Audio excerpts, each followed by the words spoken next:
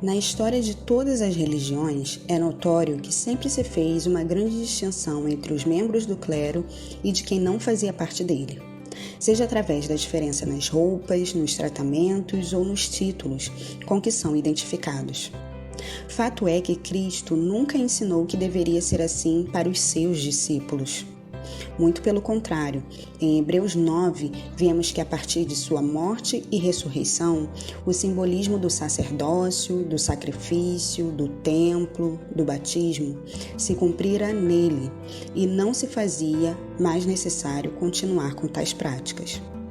Hoje, Cristo é nosso sacerdote eterno, foi o último sacrifício, transformou cada um de nós em partes do seu templo e nos batizou com o Espírito Santo.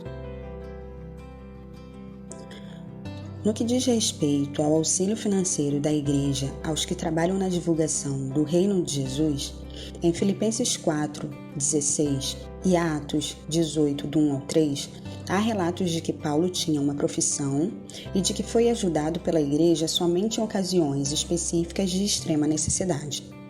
A prática de sustentar financeiramente o clero só surgiu no século IV da Era Comum, quando Cipriano escreveu que, da mesma forma como os levitas foram sustentados pelos dízimos no Velho Testamento, assim também o clero cristão deveria ser sustentado pelos demais no Novo Testamento, introduzindo a prática do dízimo judaico no cristianismo, fazendo o que Cristo nos advertiu a não fazer, voltar às práticas velho-testamentárias. Mateus 9, 16, 17. Mais tarde, Constantino oficializa o pagamento de salários fixos ao clero, por meio de um fundo eclesiástico e das tesourarias municipais e imperiais. E assim surgiu o pensamento de que a Igreja deveria sustentar financeiramente seus padres, papas, pastores, líderes religiosos de um modo geral. Quanto aos tratamentos e títulos eclesiásticos, vejamos o que Jesus fala sobre o assunto em Mateus 23:6.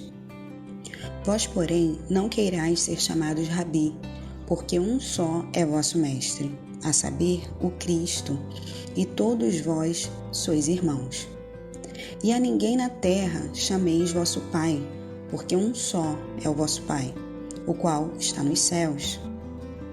Portanto, substituir o nome de alguém que lhe ensina o Evangelho de Cristo por pai, papa, padre, pastor e suas inúmeras variações não é coerente com os pensamentos de Cristo.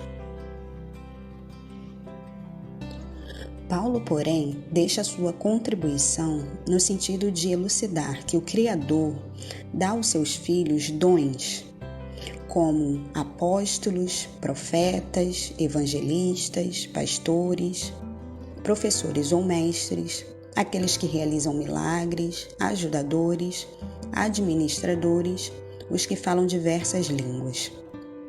Porém, ele nos alerta que o dom mais excelente é o amor. Portanto, vemos aqui que todos esses são dons, não são títulos. São dons que devem ser admirados, porém não devem ser tratamentos formais.